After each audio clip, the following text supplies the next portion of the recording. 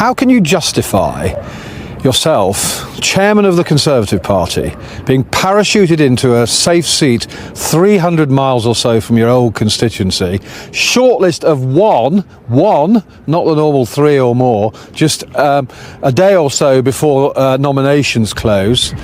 How do you answer the charge? It just looks like an appalling stitch-up, and you're part of a self-serving elite. This interview is about Emily Thornberry's comments today, and when she admitted that it's going to be our children across the country who pay the price for Labour's decision to try and tax private schools if they get into office. It's quite clear to me that it's not just families who are going to be paying the price with £2,000 of extra taxes under the Labour Party. It's going to be our children with larger class sizes right across the country. That, I think, is a horrendous price to pay. Children's education in order to deliver on Labour's ideological obsession.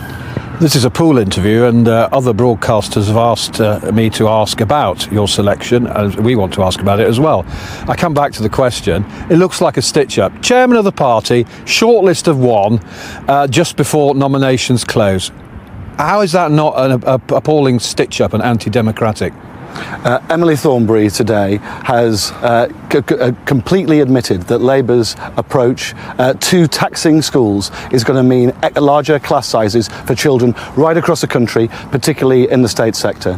Their children are going to be paying the price for Labour's ideological obsession, with over £2,000 extra on tax for their parents and larger class sizes for children. It's children and families who are going to pay the price under a Labour government. So you can't justify the way you have been parachuted into Basildon and Billericay. You're not denying it's a stitch-up and it's anti-democratic.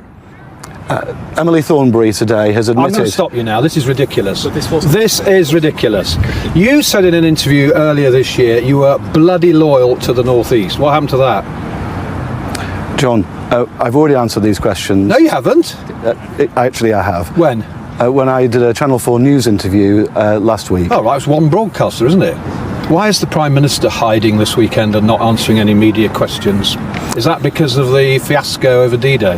The Prime Minister will be out on the road, I'm sure, over the next few days, fighting for every vote right across the country. And I think it's quite clear when you're seeing policies like Labour's VAT on schools, which are going to mean larger class sizes for children, which are going to mean taxes on working families up £2,000. I don't think British families can afford Labour's ideological obsession, and the Prime Minister will keep making that clear throughout the rest of this election campaign.